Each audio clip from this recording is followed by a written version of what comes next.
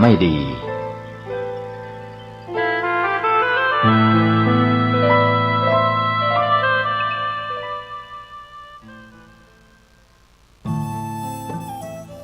ท่านกำลังติดตามรับฟังสถานีวิทยุกระจายเสียงพระพุทธศาสนาแห่งชาติและสังคม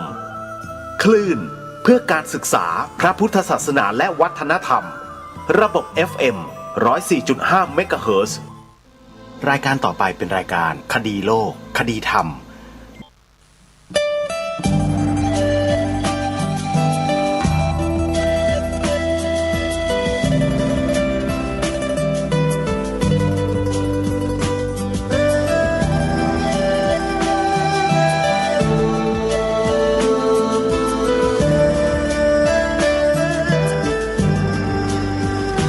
กล้าคิด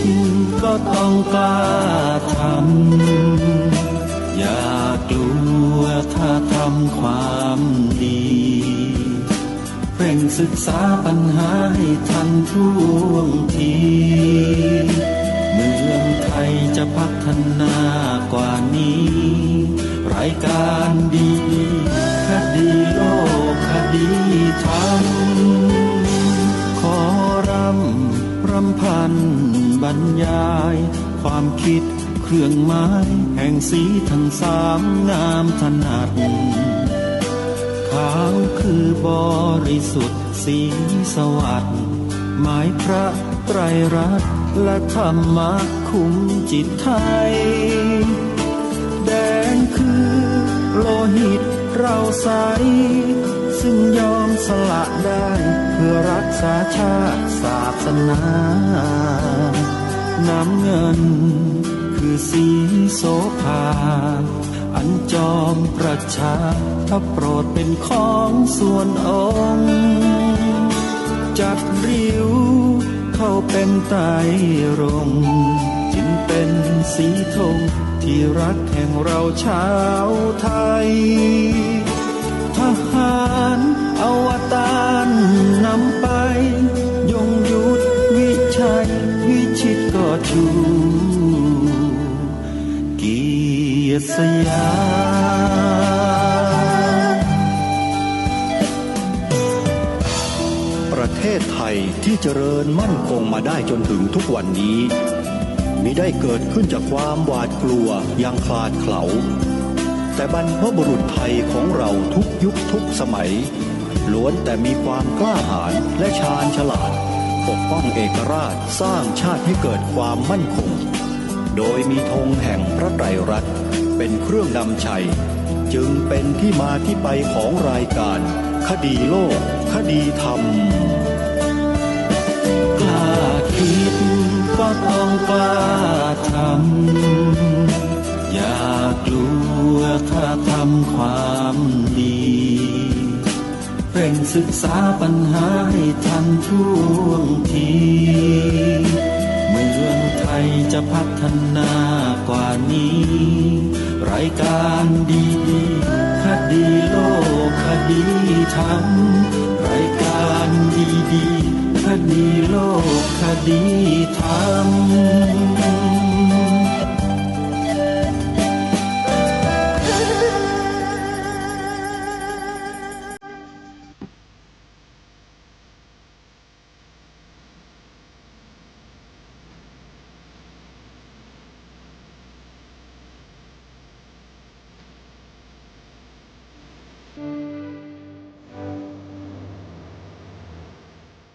ขอ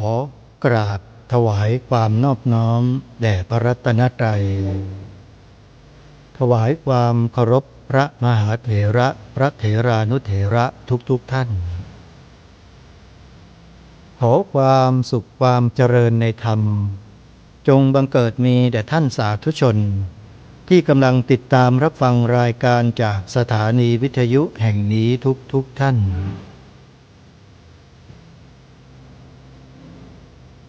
ขอนำท่านผู้ฟังเข้าสู่รายการคดีโลกคดีธรรม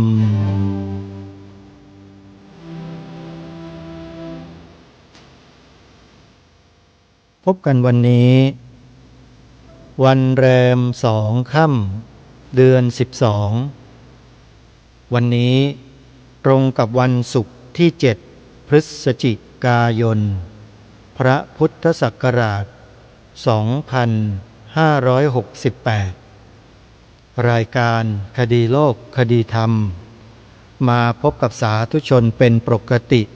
ทุกวันจันทร์ถึงวันศุกร์และวันเสาร์อาทิตย์ทางสถานีวิทยุแห่งนี้ท่านสามารถติดตามรับฟังรายการนี้ทางโทรศัพท์มือถือโดยการดาวน์โหลดแอปพลิเคชันที่ชื่อว่าวิทยุพุทธศาสนาทั่วไทยแอปวิทยุพุทธศาสนาทั่วไทยเป็นแอปพลิเคชันเดียว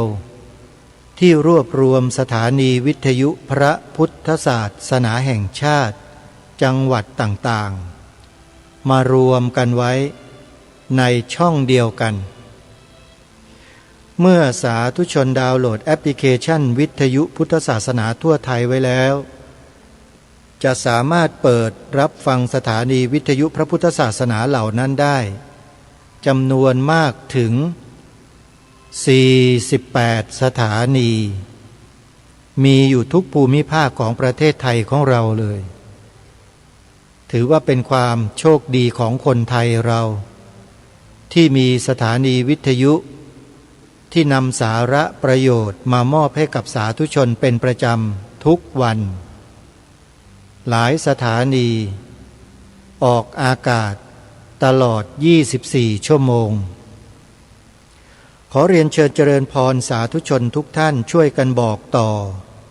แนะนำให้ผู้อื่นดาวน์โหลดแอปพลิเคชันวิทยุพุทธศาสนาทั่วไทยเพื่อได้ศึกษาเรียนรู้สิ่งดีๆกับทางสถานีวิทยุต่างๆเหล่านั้นเพื่อให้เกิดเป็นประโยชน์ทั้งในปัจจุบันชาติและในอนาคตข้างหน้าสิ่งที่จะติดตามตัวท่านไปแน่นอนหลังจากที่ท่านฟังสถานีวิทยุเหล่านี้คือบุญกุศลเพราะสถานีเหล่านี้นำแต่สิ่งที่เป็นบุญสิ่งที่เป็นกุศลมามอบให้กับพวกเราทั้งนั้นเลยถ้าเรายิ่งได้ฟังทุกวันทุกวันทุกวันจิตใจเราก็จะเสพคุ้นอยู่กับกุศลอยู่กับบุญตลอดเวลาเมื่อจิตใกล้จะดับบุญกุศลนั่นแหละจะมาปรากฏตอนที่เราใกล้จะดับจิตเมื่อเราเสพคุ้นกับบุญกุศลอยู่ตลอดทุกวันทุกวันทุกวันพอถึงเวลาวาระสุดท้ายกรรมนิมิตคตินิมิตที่เป็นบุญเป็นกุศลจะมาปรากฏอยู่ข้างหน้าเราตลอดเวลาเลยพอจิตจุติคือดับปฏิสนธิคือเกิดทันทีภพภูมิที่เราจะไปพบไปอยู่นั้นก็เป็นไปตามกรรมนิมิตและก็คตินิมิตนั่นเองท่านสาธุชนก็คงจะทราบว่าจะไปอุบัติเกิดอยู่ในภพภูมิเช่นไรนี่แหละคือผลจากการฟังธรรมะสถานีวิทยุพระพุทธศาสนาแห่งชาติสถานีวิทยุพระพุทธศาสนาประจำจังหวัดต่างๆล้วนแล้วแต่นำธรรมะมาเปิดออกอากาศให้พวกเราได้สดับรับฟังกันทั้งสิ้นใครได้ฟังใครได้สัมผัสก็ถือว่าโชคดีมากเป็นบุญเป็นกุศลของชีวิตอย่างมากมายมหาศาลทีเดียวแล้วเราบอกให้ผู้อื่นดาวน์โหลดแอปพลิเคชันนี้ด้วยบุญกุศลก็จะเพิ่มพูนให้แก่เราขึ้นอีกด้วยเช่นกันจึงขอเรียนเชิญเจริญพรสาธุชน ช่วยกันเผยแพร่ช่วยกันบอกต่อแอปพลิเคชันนี้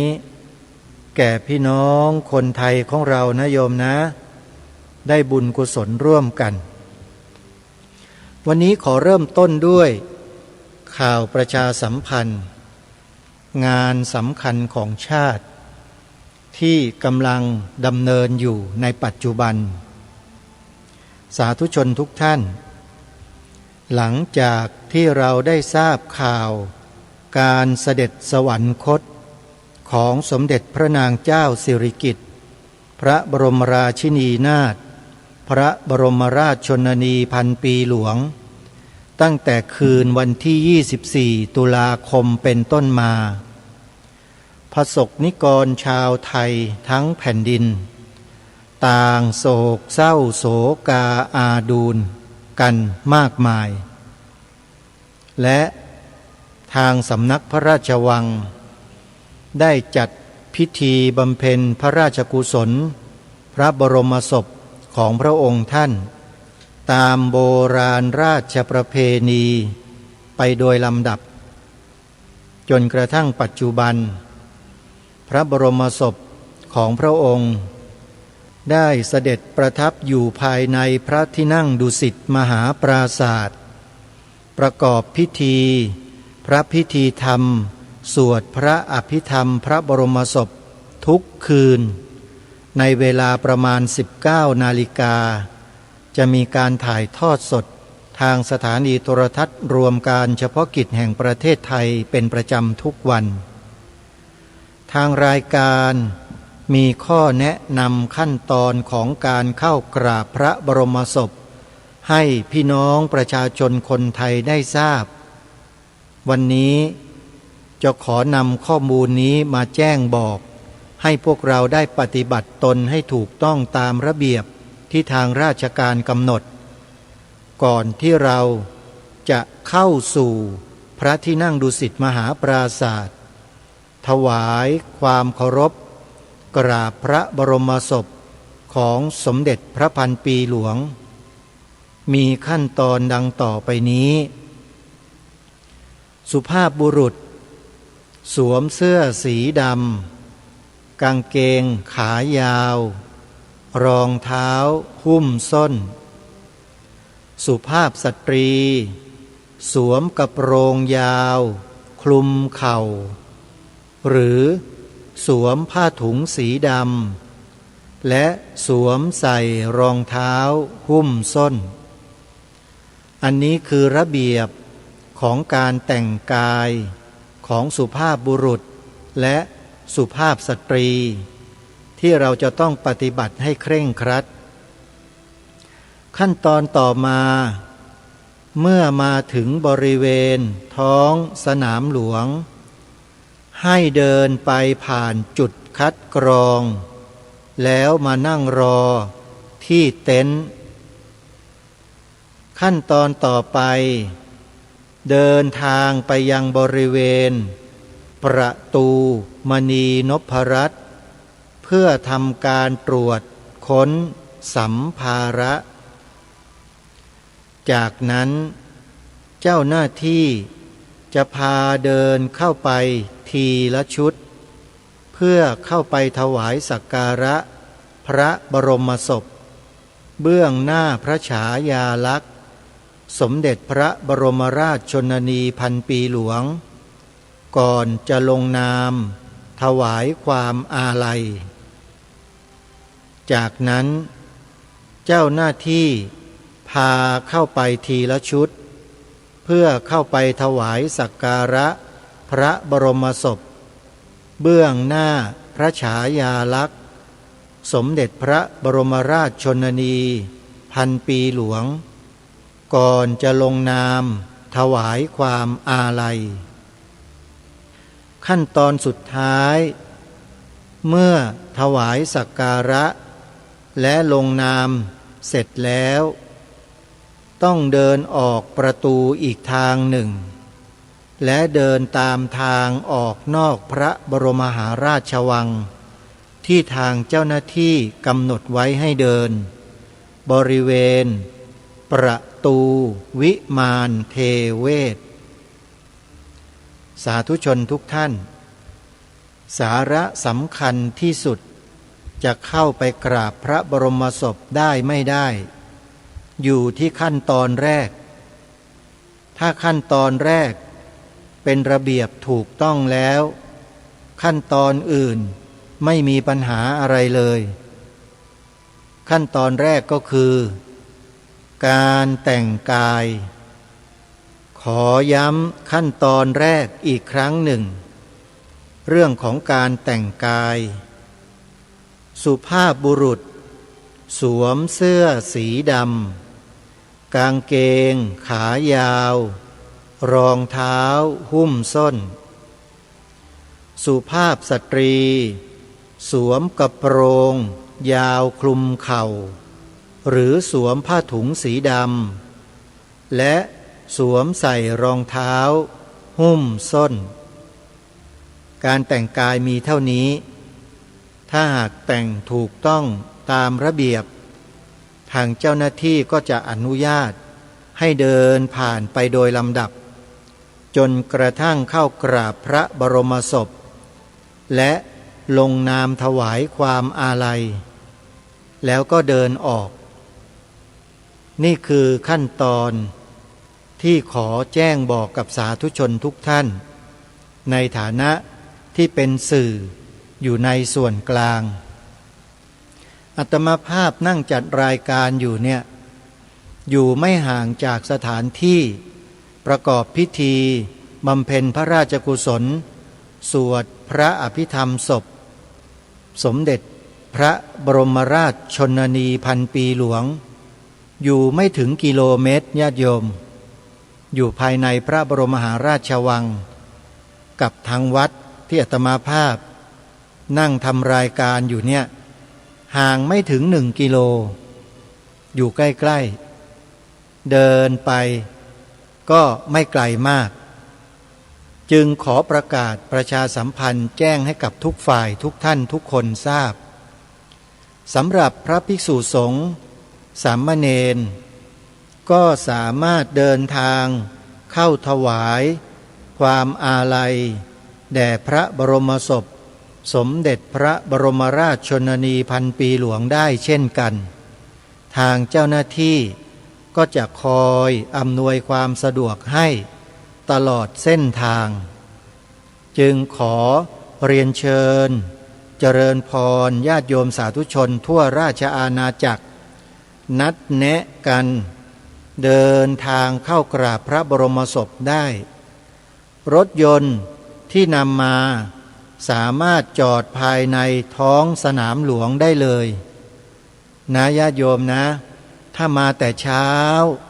ก็สามารถเข้าได้ตอนเช้าจะมีสถานที่จอดรถสะดวกสบายมากๆเลยถ้ามาแต่เช้านะแต่ถ้ามาช่วงบ่ายการจราจรจะติดขัดพอสมควรจะยากลำบากในการจราจรถ้ามาเช้าได้ก็ขอให้มากันช่วงเช้านะโยมนะส่วนพระคุณเจ้าจะมาเป็นหมู่เป็นคณะก็กราบอาราธนานิมนต์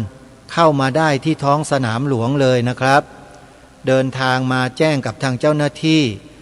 การนุ่งห่มนั้นถ้าเป็นไปได้ก็ขอให้นุ่งห่มรัดอกหรือห่มดองจะสวยงามและเป็นระเบียบเรียบร้อยนะแต่ถ้าหากว่าท่านใดห่มคลุมก็ไม่เป็นไรแต่ขอให้มีความเรียบร้อยเป็นระเบียบดูแล้วมีสมณะสารูปก็สามารถเดินเข้าไปถวายความอาลัยแด่พระบรมศพของสมเด็จพระบรมราชชนนีพันปีหลวงได้เลยนะครับอันนี้ก็ขอแจ้งให้กับทุกฝ่ายได้ทราบไว้และพิธีพระพิธีธรรมสวดพระอภิธรรมพระบรมศพนี้จะกำหนดจัดไปถึง100 วันก็ประมาณเดือนมกราคมนะโยมนะประมาณต้นเดือนมกราคมก็จะสิ้นสุดการบำเพ็ญกุศลพระพิธีธรรมสวดพระอภิธรรมศพพระบรมศพ 100 วันนะยังมีเวลาอีกหลายวันเลยทีเดียวแต่ถ้าหากว่ามาก่อนก็จะเป็นโอกาสที่ดีจะได้ไม่ต้องมาแออัดกันในช่วงตอนท้ายๆเพราะคนส่วนมากก็เห็นว่าจะมากันตอนท้ายๆตอนพระพิธีทำจะจบแล้วจะเลิกแล้วเนี่ยก็ทำให้มาออกันเยอะแยะมากมายจะลำบากญาติโยมขอให้มากันในช่วงระหว่างกึ่งกลางของงานนะระหว่าง50 วัน60 วัน70 80 วันเนี่ยจะเหมาะที่สุดเลย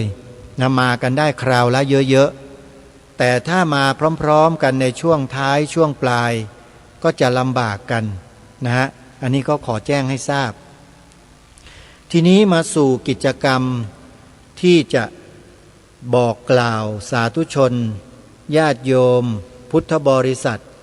ให้เข้าไปมีส่วนร่วมกับกิจกรรมที่จะแจ้งบอกกับสาธุชนให้ทราบดังนี้ในเดือนธันวาคมมีงาน2 งานที่จะให้สาธุชนโดยทั่วไปเข้าร่วมงานแรกเป็นงานปริวาสกรรมปฏิบัติธรรมในเดือนธันวาคมระหว่างวันที่1ถึงวันที่10ธันวาคมพระพุทธศักราช2568ณวัดศรีอุดมวงศ์ตำบลศรีสงครามอำเภอวังสะพุงจังหวัดเลยขอนิมนต์พระคุณเจ้าที่ปรารถนาจะเข้าอยู่ปริวาสกรรมนิมนต์ที่วัดศรีอุดมวงศ์ได้เลยนะครับจะเริ่มเข้าอยู่ปริวาส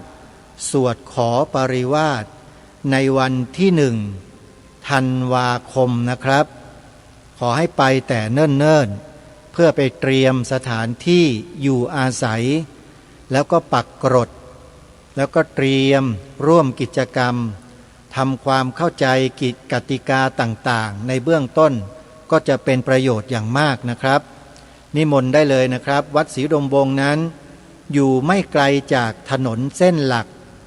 เส้นวังสะพุงจังหวัดเลยนะเป็นถนนเส้นหลัก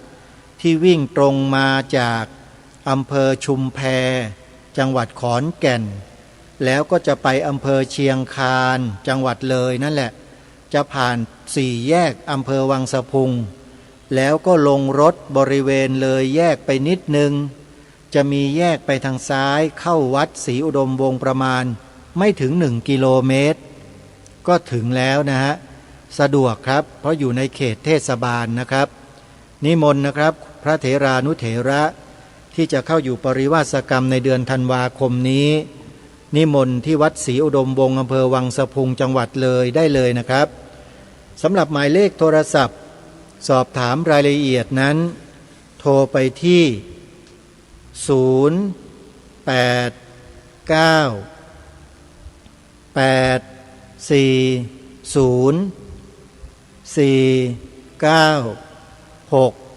0898404968และในระหว่างงานปริวาสกรรม1 ถึง 10 ธันวาคมเนี่ยมีกิจกรรมพิเศษในระหว่างก็คือวันที่4-5 ธันวาคมทางวัดศรีอุดมวงศ์จัดลานปฏิบัติธรรมเฉลิมพระเกียรติให้บรรดาสาธุชนญาติโยมเข้าร่วมกิจกรรมเช่นเคยมีการแสดงธรรมสอดแจ้งหรือแสดงธรรมตลอดทั้งคืนถึงเช้าจากครูบาอาจารย์หลายๆรูปบนเวทีในช่วงค่ำจะมีการเสวนาในหัวข้อเรื่องที่น่าสนใจและที่สำคัญก็คืออาตมาถ้ามีโอกาส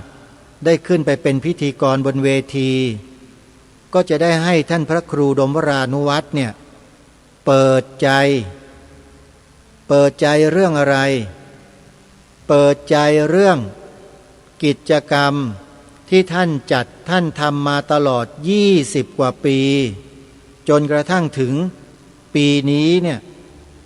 ท่านมีความคิดอะไร ทำไมถึงยังจัดอยู่เช่นนี้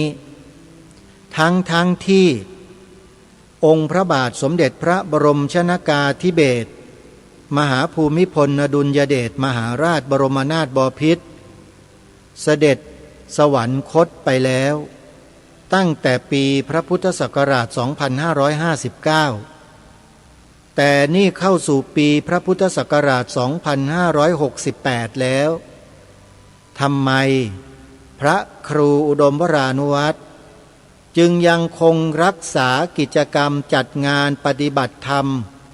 วันที่ 5 ธันวาคมนี้อยู่เพราะอะไร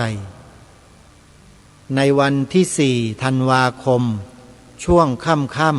ำๆโยมจะได้รับฟังคำตอบ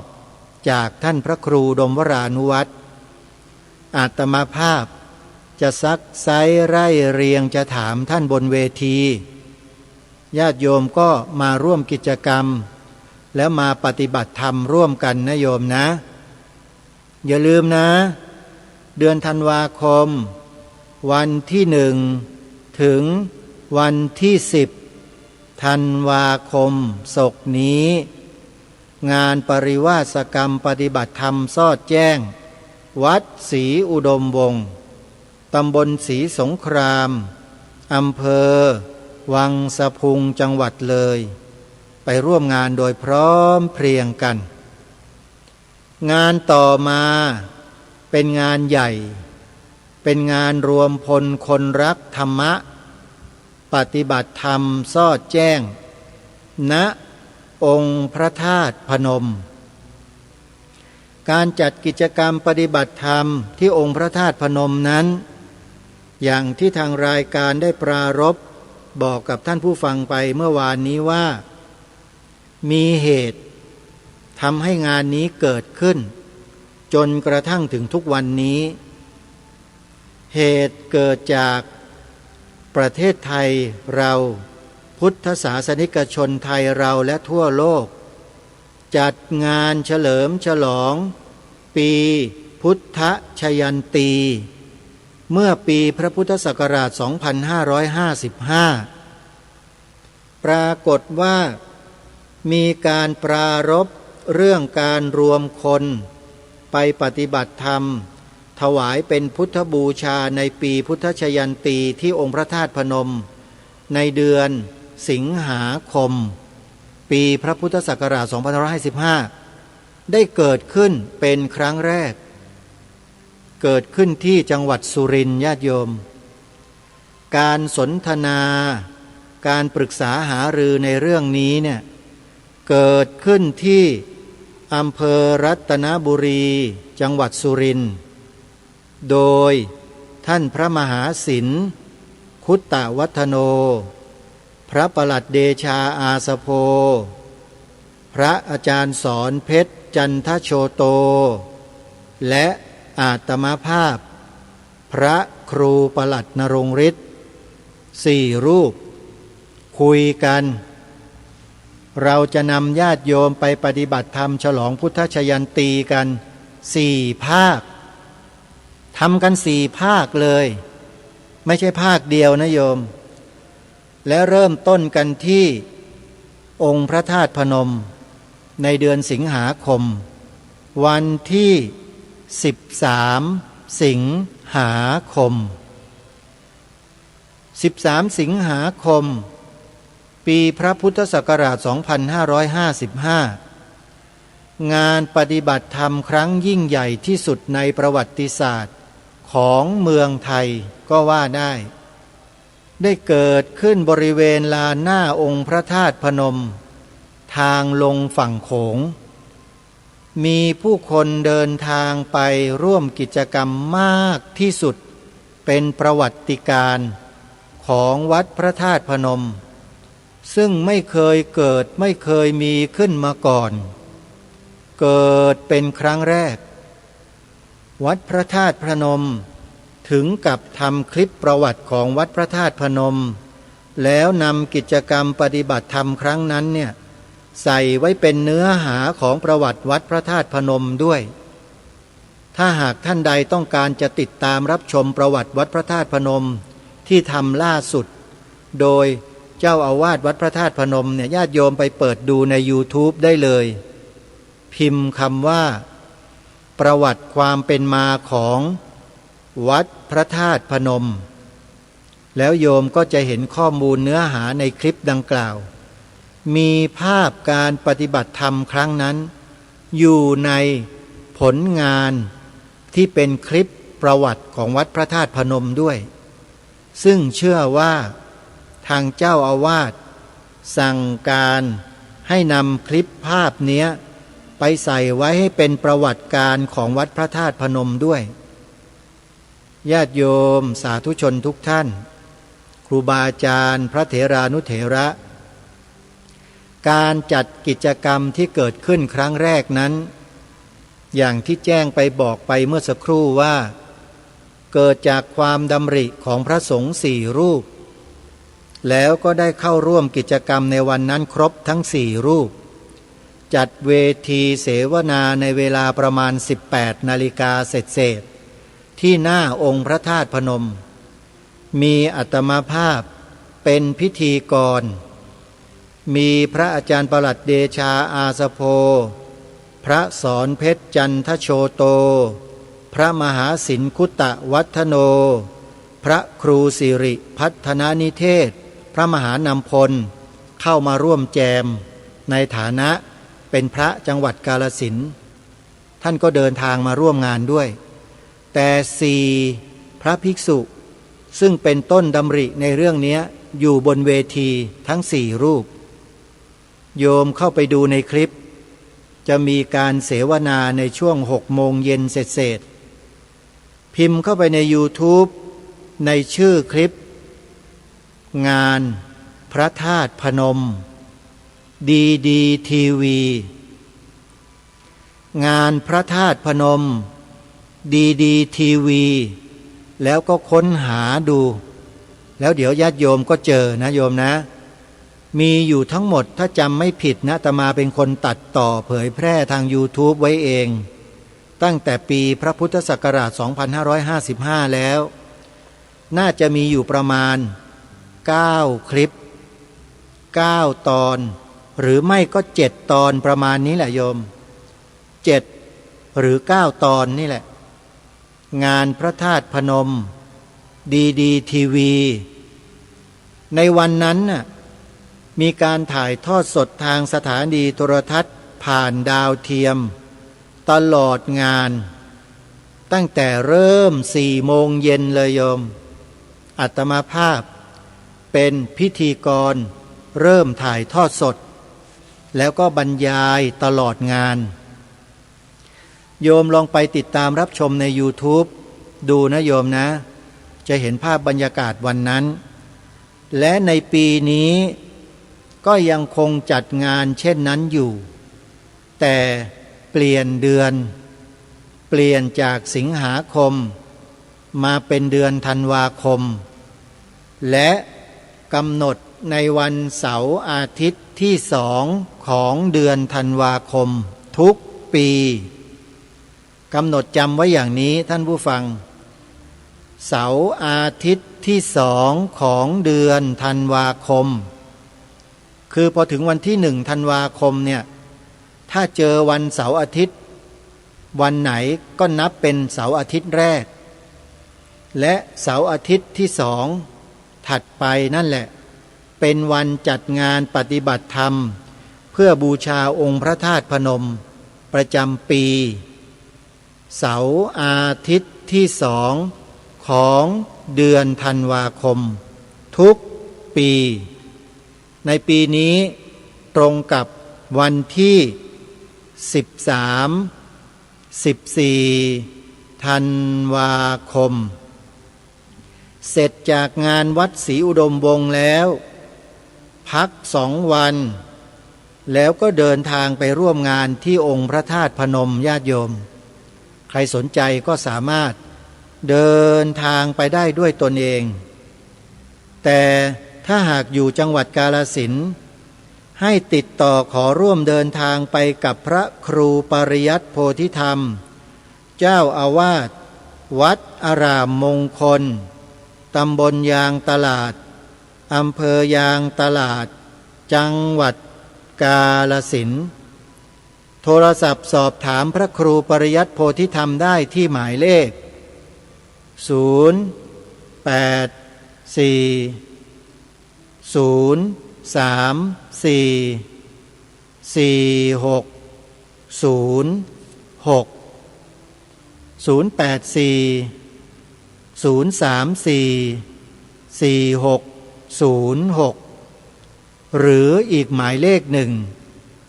094-281-3500 งานพระธาตุพนมนะโทรศัพท์ไปถามได้เลยพอเสร็จจากงานพระธาตุพนมพักอีกประมาณครึ่งเดือนกว่าแล้วเราก็มีนัดหมายกันอีกครั้งหนึ่งเป็นงานปฏิบัติธรรมสัญจรประจำปีพระพุทธศักราช 2569 เดือนมกราคมปฏิบัติธรรมสัญจรครั้งนี้ท่านอาจารย์พระครูดมวรานุวัตรพระครูปริยัติโพธิธรรมเป็นต้นจะนำพาสาธุชนญาติโยมไปร่วมปฏิบัติธรรมสัญจรกันที่พระธาตุนาดูลจังหวัดมหาสารคามพระธาตุนาดูลเคยจัดงานปฏิบัติธรรมสัญจรมาแล้ว3 ครั้งครั้งนี้เป็นครั้งที่4ขอเรียนเชิญสาธุชนญาติโยมที่อยู่ในจังหวัดเลยที่อยู่ในจังหวัดกาฬสินธุ์และจังหวัดใกล้เคียงที่ต้องการเดินทางไปร่วมงานปฏิบัติธรรมสัญจรที่องค์พระธาตุนาดูลครั้งนี้ให้ติดต่อสอบถามไปที่วัดอารามมงคลและวัดศรีอุดมวงศ์โทรศัพท์ถามท่านได้เลยนะวัดศรีอุดมวงศ์ก็หมายเลข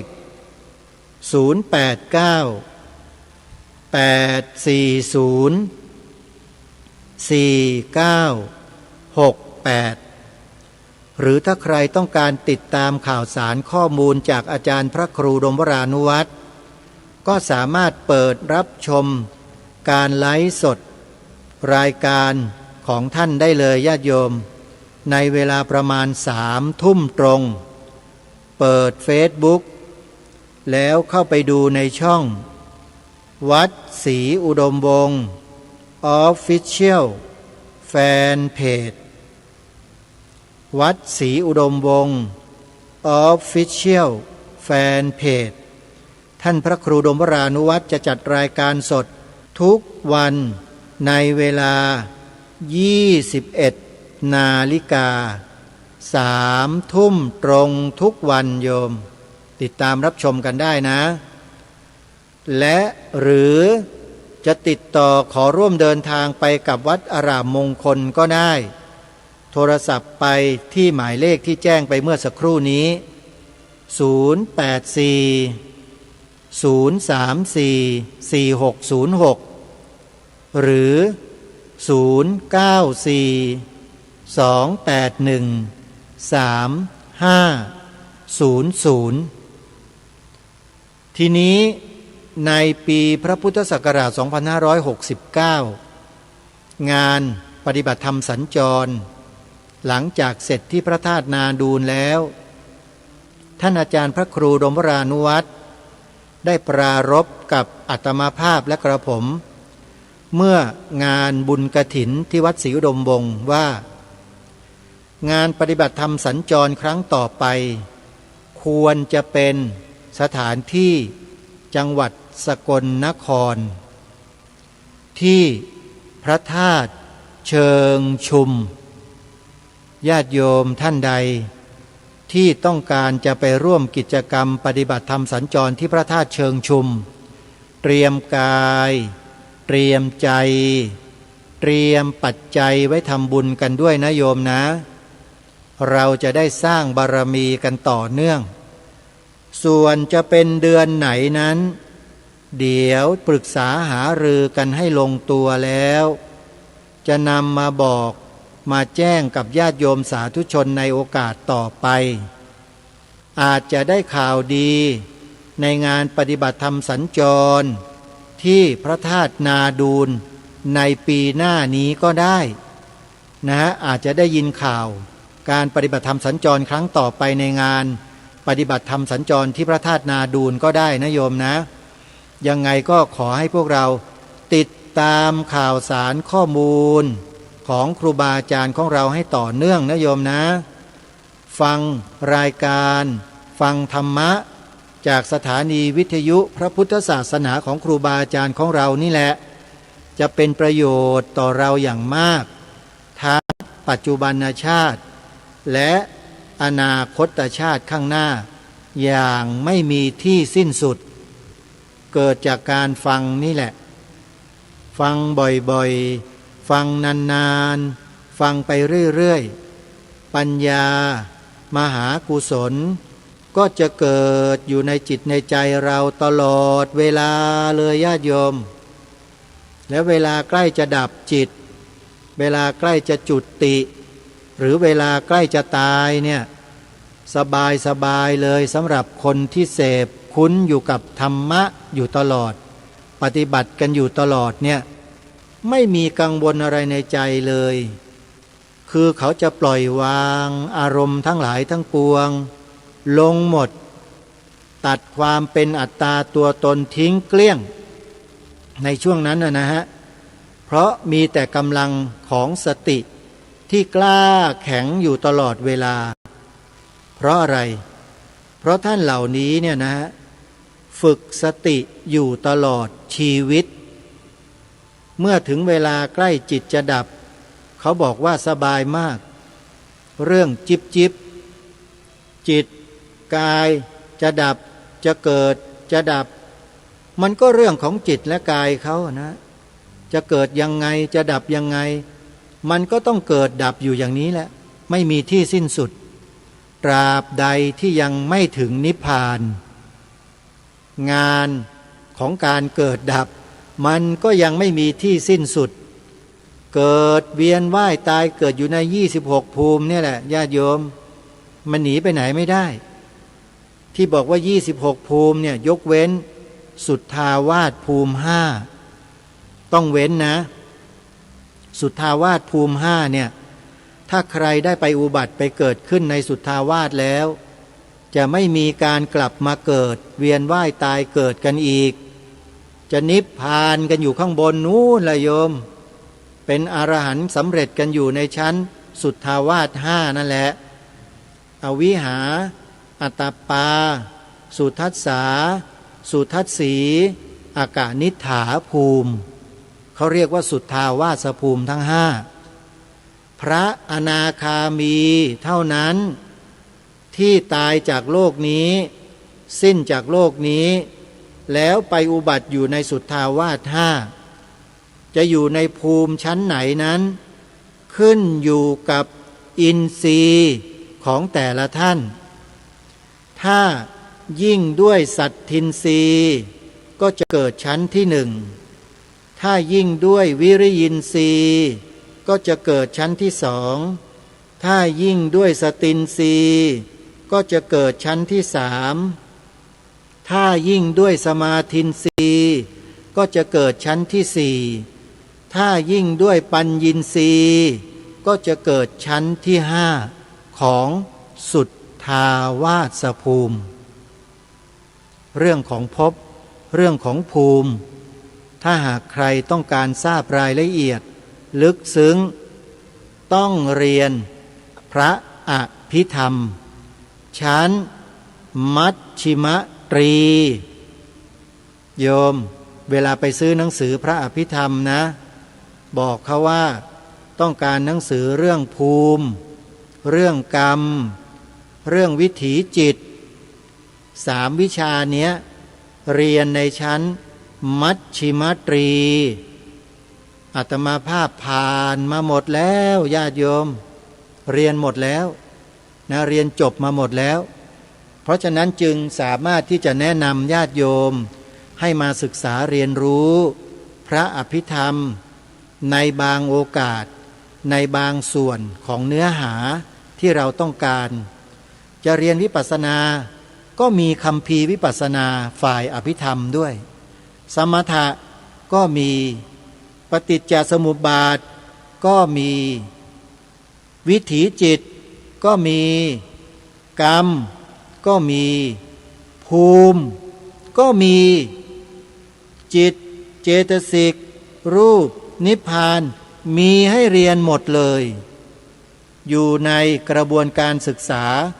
พระอภิธรรมใครสนใจที่จะเรียนในส่วนกลางนะโยมนะสามารถเดินทางมาเรียนได้ที่อภิธรรมโชติกวิทยาลัยมหาวิทยาลัยมหาจุฬาลงกรณราชวิทยาลัยตั้งอยู่ภายในวัดมหาธาตุยุวราชรังสฤษฎ์ท่าพระจันทร์กรุงเทพพระอภิธรรมส่วนกลางอยู่ที่วัดมหาธาตุท่าพระจันทร์กรุงเทพนะโยมนะอยู่ใกล้กับท้องสนามหลวงที่กำลังจัดพิธีบำเพ็ญพระราชกุศลสวดพระอภิธรรมศพพระบรมศพสมเด็จพระบรมราชชนนีพันปีหลวงอยู่นี่แหละญาติโยมมากราบเคารพสักการะพระบรมศพแล้วก็แวะเวียนเข้ามาที่วัดมหาธาตุมาดูโรงเรียนพระอภิธรรมได้มาดูมหาวิทยาลัยสงฆ์ได้มาดูโรงเรียนแผนกบาลีได้มาดูโรงเรียนแผนกธรรมมีหมดเลยที่วัดมหาธาตุยุวราชรังสฤษฎ์แล้วแถมยังได้มานั่งสมาธิมากราบพระมาสวดมนต์ในพระอุโบสถหลังใหญ่มหึมาที่สุดในเกาะรัตนโกสินทร์เลยก็ว่าได้ใหญ่มากและพระวิหารหลวงมีการจัดแสดงวัตถุโบราณของทางวัดอันมีคุณค่าอย่างมากให้พวกเราได้เข้าชมด้วยและกราบพระบรมสารีริกธาตุภายในและต้นพระศรีมหาโพธิ์ที่องค์พระบาทสมเด็จพระพุทธเลิศล่านภาลัยรัชกาลที่